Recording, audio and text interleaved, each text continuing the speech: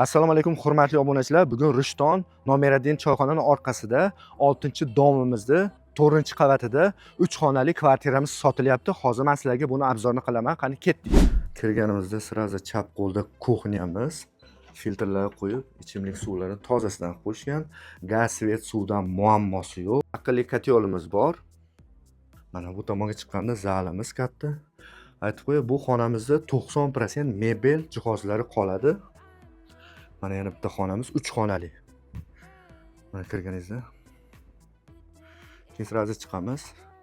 Umumiy sanuzeli mana qaranglar yaxshilab nimalar borligiga, restoranlari, polni hamma yo'q mavjud. Konditsioner, Wi-Fi ham bor. Bu tomonimizda detskiy spalni, hamma yoqda yashirib qo'yishgan olib ketamiz deb. Mana qaranglar. Xolodilnikgacha hamma yo'q qoladi. Lekin bu uyda yashayman deb rosa ko'p sarflab o'zi uchun qilgan. Общий yopilishi bilan $35,000 deyapti.